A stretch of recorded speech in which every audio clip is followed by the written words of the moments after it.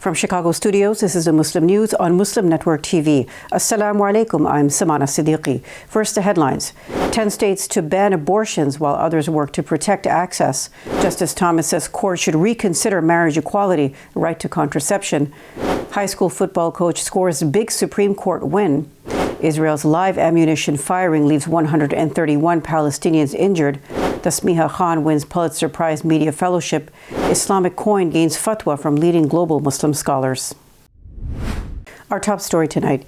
At least 10 states have effectively banned abortion since Friday's Supreme Court ruling striking down Roe v. Wade. In all, 26 states could outlaw or set extreme limits on abortions, according to the Guttmacher Institute, a research group which supports abortion rights. Monday marked a fourth day of demonstrations across the U.S. following a weekend of packed protests over the loss of the nearly 50-year-old legal protection. Illinois Republican Mary Miller, speaking at a rally alongside former President Donald Trump, called the Supreme Court's decision on Friday to overturn Roe v. Wade a victory for white life. Miller is running for re-election in the state's newly redrawn 15th congressional district against Republican Rodney Davis in Tuesday's primary. She thanked Trump on behalf of all the MAGA patriots in America, drawing cheers from the crowd. Trump invited Miller on stage to speak at the rally in Mendon, Illinois, aimed at turning out the vote for Tuesday's primary. Miller's spokesperson said she had intended to say the decision was a victory for a right to life. Isaiah Wortman told the Associated Press it was a mix-up of words. In related news, U.S. Supreme Court Associate Justice Clarence Thomas, in his concurring opinion on the overturning of Roe v. Wade, said the court has no intention of stopping there. MoveOn Executive Director Rana Epting warned the Supreme Court's right-wing majority's agenda does not end at abortion. Justice Thomas said previous rulings involving cases centering on marriage equality and the right to obtain contraception should be revisited. He said the court is out of touch with the American people. He also wrote, in future, the panel should reconsider all of the court's substantive due process precedents, including Griswold, Lawrence, and Obergefell. The 1965 Griswold versus Connecticut ruling affirmed the government cannot interfere in Americans obtaining contraceptives. Lawrence versus Texas in 2003 overturned a Texas law which had effectively made sexual relationships between people of the same sex illegal in the state. Obergefell versus Hodges, decided in 2015, affirmed same-sex couples can legally marry. A special segment on the Supreme Court's ruling on Roe v. Wade is coming up later tonight in our show, so keep watching Muslim News.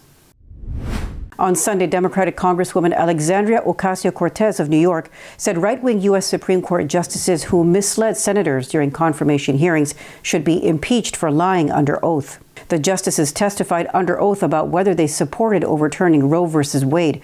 Speaking with NBC's Meet the Press, Ocasio-Cortez told host Chuck Todd the court's reactionary majority dramatically overreached its authority. Striking down the 1973 legal precedent on Friday imperiled access to abortion care throughout the U.S., she said. Ocasio-Cortez said there must be consequences for such a deeply destabilizing action and the hostile takeover of our democratic institutions. On Monday, a former Washington high school football coach who lost his job over reciting a prayer on the 50-yard line after games won his Supreme Court appeal. Joe Kennedy was a junior varsity head coach and varsity assistant coach with the Bremerton School District in Washington from 2008 to 2015. He began to regularly recite a post-game prayer by himself, but students eventually started joining him in the practice. At issue was whether a public school employee praying alone, but in view of students, was engaging in unprotected government speech. If it is not government speech, the question is whether it still poses a problem under the First Amendment's Establishment Clause. That prohibits the government from establishing a religion. The Supreme Court on Monday ruled 6-3, answering both questions with a resounding no. Online apparel seller The Playmate Stores had been selling pajamas and swimwear for women with verses of the Quran on them. Singapore news website Asia One reports that this was first noticed by TikTok user Abu Taz, an American Muslim. In his June 19th video on the social media platform, Abu Taz showed listings such as Islamic cami pajama set and others showing several types of one-piece swimwear. In a caption, he urged something must be done about the Singapore-based store selling items that use Quran prints on bikinis and disrespecting Islam. The store is using a Singapore address on its website, while its Facebook page says the business is based in the U.S. After being called out, the Playmate Stores issued an apology, saying it has removed all products regarding Muslims from the website. The federal government has given out more than $10 billion to people suffering from health conditions related to the 9/11 attacks, the New York Daily News reports. The U.S. Department of Justice confirmed the September 11th Victim Compensation Fund had disbursed $10 billion in aid as of June 6th. Benjamin Shivat, executive director of 9/11 Health Watch, said so many responders and survivors were injured by the toxins at Ground Zero. He added they and many others will need support from the Compensation Fund and World Trade Center Health Program in the coming years. In 11 years, the fund has awarded grants to 45,000 first responders and survivors still suffering from September 11th related illnesses. Freelance journalist Tasmiha Khan of Chicago and a team of Milwaukee Journal-Sentinel reporters have been named the 2022-23 Richard C. Longworth Media Fellows. Rick Barrett, Corinne Hess, and Mark Hoffman joined Khan as fellowship recipients. In collaboration with the Chicago Council on Global Affairs, the Longworth Media Fellowships promote international reporting by Chicago and Midwestern journalists. Fellowships in the amount of $10,000 are awarded each year. They are funded through a Clinton Family Fund grant honoring Longworth, a former Chicago Tribune foreign correspondent and Chicago Council Distinguished Fellow. Their purpose is to reconnect Midwestern readers with international stories that affect their daily lives. News related to the International Day in support of victims of torture after the break, so stay tuned and we'll be right back after these messages.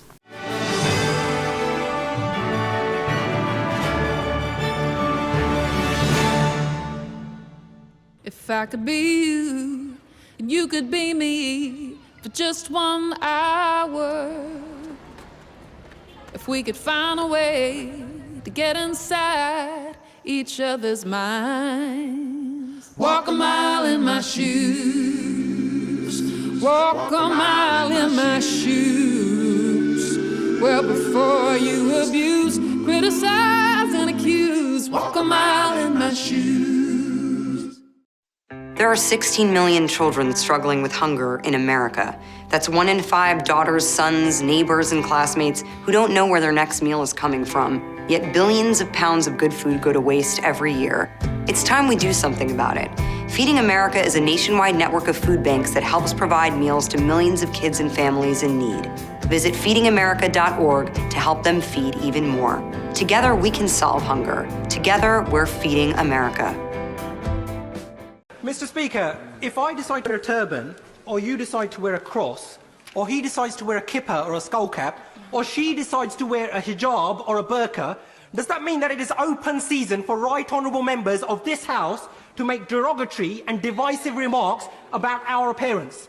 For those of us who from a young age have had to endure and face up to being called names such as Towelhead or Taliban, or coming from Bongo land, we can appreciate full well the hurt and pain felt by already vulnerable Muslim women when they are described as looking like bank robbers and letterboxes. So rather than hide behind sham and whitewash investigations, when will the Prime Minister finally apologise for his derogatory and racist remarks?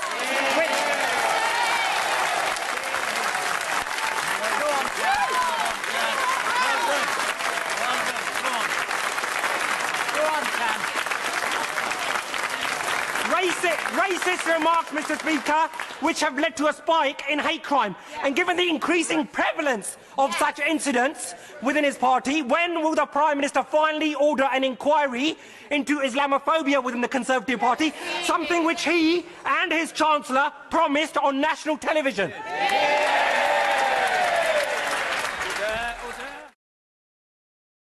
Despite the development of a COVID-19 vaccine, millions around the world will not have access. We need a vaccine that's free and available to everyone, everywhere. It's time for a people's vaccine. Assalamu alaikum! Open up your eyes. Assalamu alaikum everyone, it's your brother Zain Bika from South Africa. One of the first educational programs ever produced for Muslim children was the ever-popular Adam's World series. The colorful and comical Muslim puppets stole the heart of a generation. Sound Vision will be releasing brand new episodes of Adam's World with the launch of a Adam's World app. Subscribers will enjoy new Adam's World episodes as they are released, as well as all the classic episodes of Adam's World. So visit adamsworldapp.com now to learn more, subscribe, and enjoy new adventures of Adam and his friends. And let's keep helping tomorrow's Muslims today. Assalamu alaikum. Adam's World. Believe me, there's a lot to see. Bismillah. Let's explore. To stop this genocide, we need your help.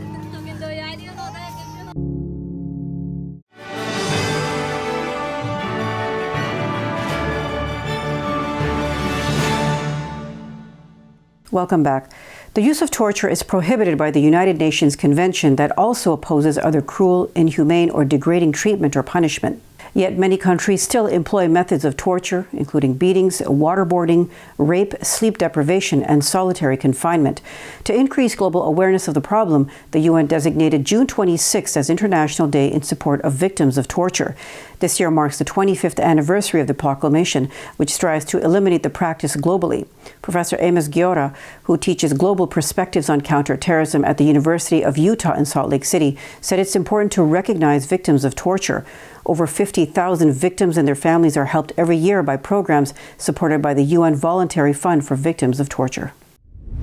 In related news, a former Syrian prisoner recalled the torture and cruelty he suffered in detention during the rule of Hafez al-Assad, the father of Syrian President Bashar al-Assad. Turkmen Ismail Mustafa from Tal Abyad recounted the torture and violence he endured during his 13-year incarceration. He spoke with Andalu Agency on the International Day in support of victims of torture on June 26th. Mustafa was detained by Hafez al-Assad regime's forces in 1987. He said he endured 13 years of death, anxiety, and fear every day. He added prisoners paid a heavy price for conflicts between the regime and neighboring countries. On Friday, Israeli soldiers fired live ammunition in the northern part of the occupied West Bank, injuring 131 Palestinians during protest rallies. The Palestinian Red Crescent reported that out of the total injured, 117 suffocated due to tear gas, while live bullets wounded 9 protesters. The protests began after Israel's plan to build a 1,000 square meter settlement outpost near occupied land in Jebel Sabeh came to light.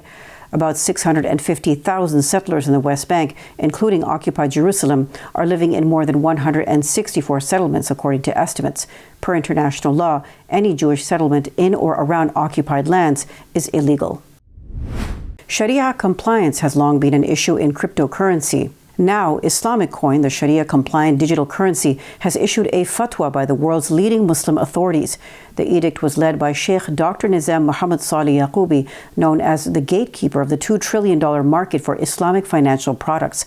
Islamic Coin's management board oversees the development of the ISLM coin and its Haq blockchain. The team includes Islamic Banker of the Year Hussein Muhammad Al-Miza, a 27-year veteran and key figure of Dubai Islamic Bank. Al-Miza is one of the leading authorities in Sharia and traditional banking in the Middle East. Coming up next after the break is our in-depth analysis segment, so stay tuned and we'll be right back after these messages.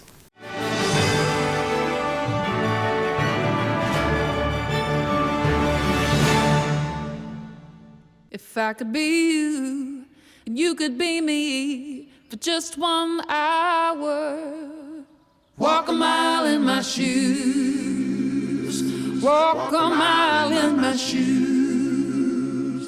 Mr. Speaker, if I decide to wear a turban, or you decide to wear a cross, or he decides to wear a kippah or a skull cap, or she decides to wear a hijab or a burqa, does that mean that it is open season for right honourable members of this House to make derogatory and divisive remarks about our appearance? For those of us who from a young age have had to endure and face up to being called names such as Towelhead or Taliban, or coming from Bongo land, we can appreciate full well the hurt and pain felt by already vulnerable Muslim women when they are described as looking like bank robbers and letterboxes. So rather than hide behind sham and whitewash investigations, when will the Prime Minister finally apologise for his derogatory and racist remarks?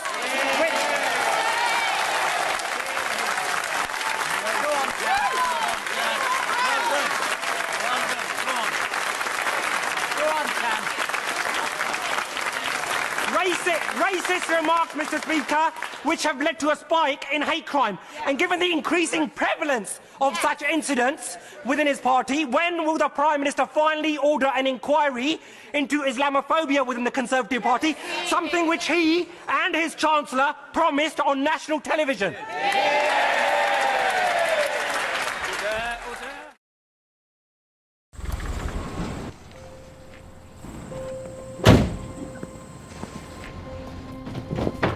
Dad, they took over my bedroom. Come on, come on. Okay, Dad. 1, 2, 3. Dad!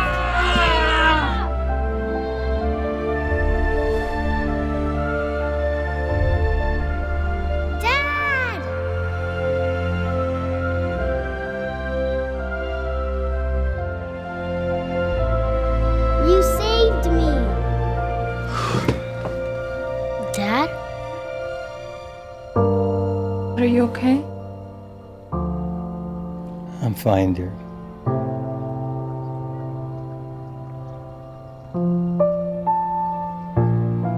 Your hero needs you now, and AARP is here to help. Find the care guides you need at aarp.org/caregiving. We are Justice for All. Headquartered in the heart of downtown Chicago, Justice for All is a global humanitarian initiative dedicated to raising awareness for human rights concerns impacting vulnerable minority groups. Our diverse team of staff and volunteers, led by Imam Malik Mujahid, work tirelessly to help Justice for All achieve their goals.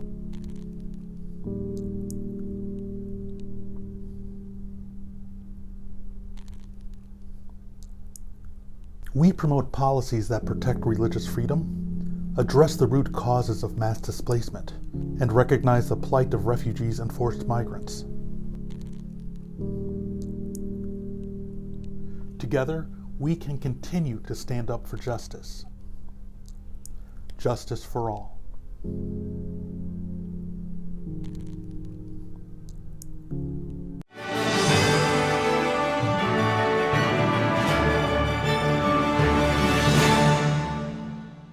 Welcome back. To discuss the Supreme Court ruling on Roe versus Wade, let's go to Imam Abdul Malik Mujahid. Over to you, Imam Mujahid. Thank you, Samana. Supreme Court is creating news. It has replaced with its abortion decision Russian invasion of Ukraine, which has dominated headlines in America and around the world. A passionate right-wing minority, essentially, has defeated a majority opinion in the opinion poll about abortion rights. How did they do that? And what is the future in terms of majority, minority, and different other trends? To discuss with us is Professor Richard Friedman. Welcome to Muslim Network TV. Thank you. Glad to be with you. Professor Friedman is the Distinguished Professor of Law at the University of Michigan. Do you think the Supreme Court decision will shake up the 2022 elections? Oh, I think it has the potential to do quite a bit, because I think for many people who are pro-choice, who want to protect the right of abortion, this issue has not been so salient until now. It's been salient, but not as much, because they felt that the Supreme Court was protecting a right of abortion under Roe v. Wade and subsequent decisions, Planned Parenthood v. Casey. Now those decisions have been overruled, and the Supreme Court has made clear that it's entirely left to the political processes to decide whether and to what extent a right of abortion will be protected. So many people are going to be extremely motivated by the issue in this election. And so I think it will have a significant impact. I think the impact will be predominantly in favor of the Democrats. That doesn't mean it's going to be a good Democratic year, because other forces have been pushing the other way. But I think it will shake things up, as you say, and will have a significant impact. How a minority able to project power in such a major way? Well, it's very interesting. Of course, the Supreme Court is a court. It's not a legislature. It's not supposed to act as a majoritarian institution in that way. It's not supposed to simply reflect the popular will. If that's all it was doing, it wouldn't really be doing its job. Its job is to interpret the law, but obviously ideology enters in. So I think what's happened is that for a long time,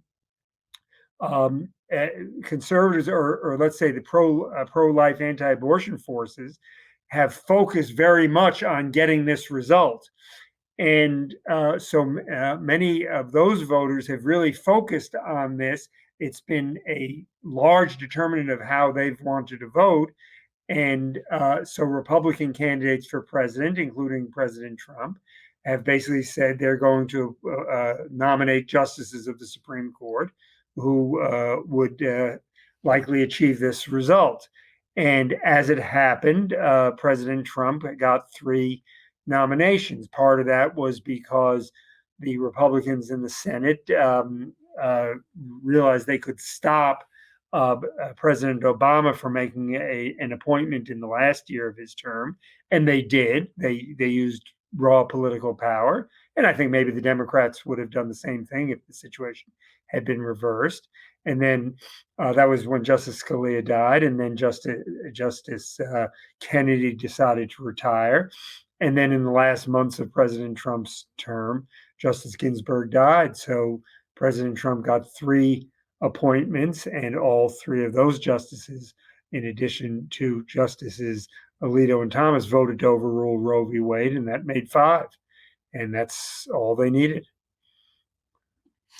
Now, the people who do abortion, New York Times has a report, they are low income, few years of some college, mostly young unmarried mothers who go for abortion, and most of them a majority of them are in blue state already.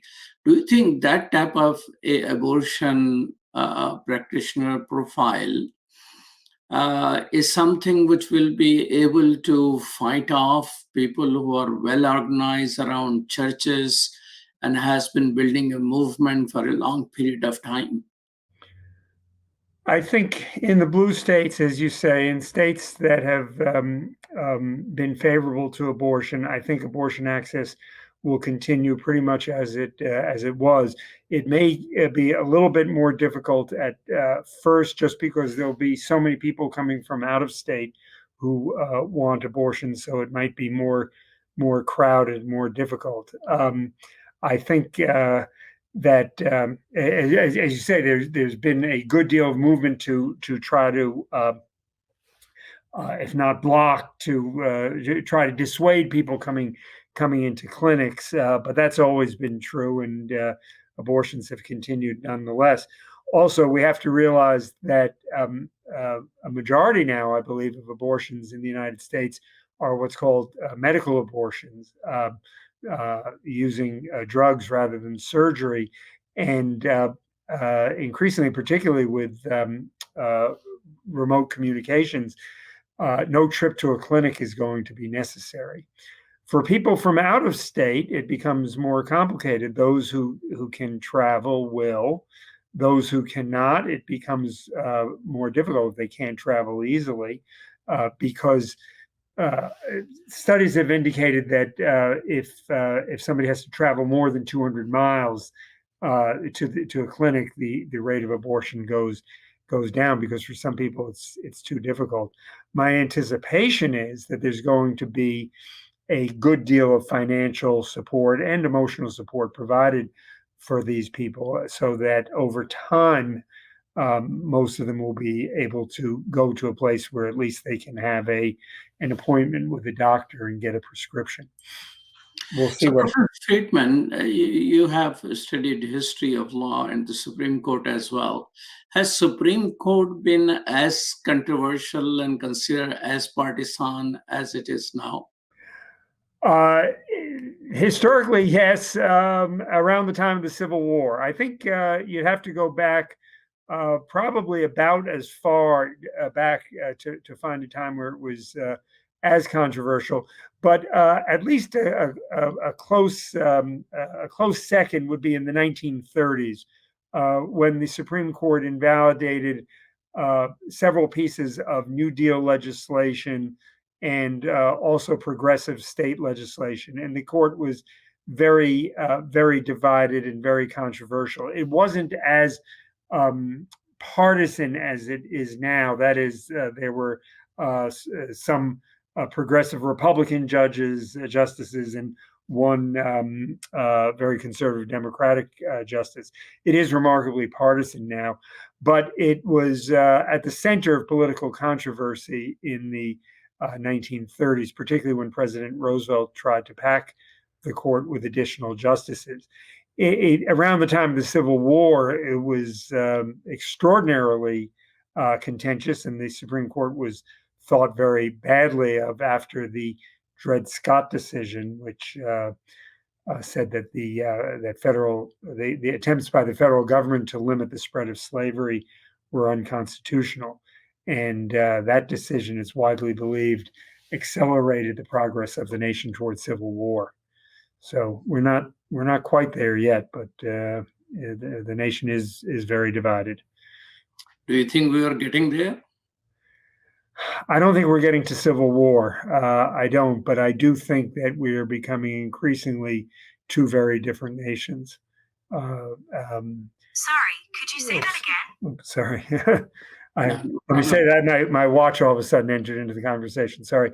I don't think we're there yet, but I do think we're becoming two very separate nations in many respects, and abortion has highlighted that for sure. So I think it's getting to the point of not just red places to live and blue places to live, but red pizzerias and blue pizzerias, and to some extent red teams and blue teams. And I do worry about that. Do you think the packing the court and filibuster position, those things will rise also? I don't think that packing the court is going to happen. I think that there's too much resistance to it, and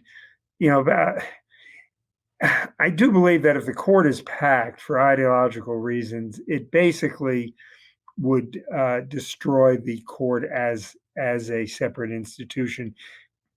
Because if it's packed once for that reason, then it can just be packed again. And if the Democrats pack the court now and added justices, and somehow a new case came up and they said, well, we're going to overrule Dobbs, then what happens the next time the Republicans have the presidency and the Senate? They're going to repack the court, and it'll grow exponentially.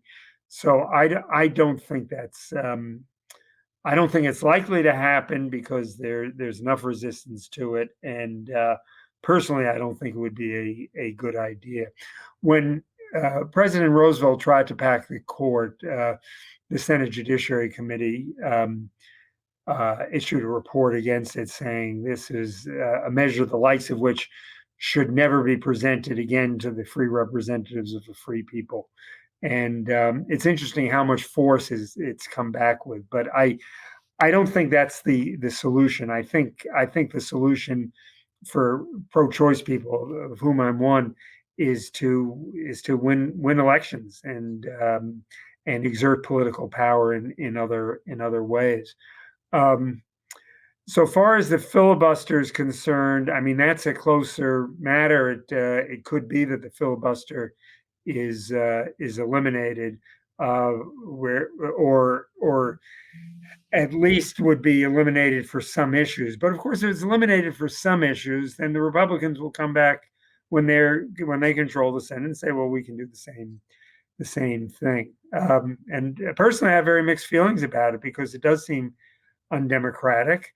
On the other hand, it does require a little bit more consensus in national life before major legislation is passed. And frankly, I'm a Democrat, and I don't relish the prospect of what a Republican Senate would do. And we may soon have Republican Senate as well as a Republican House. We'll see.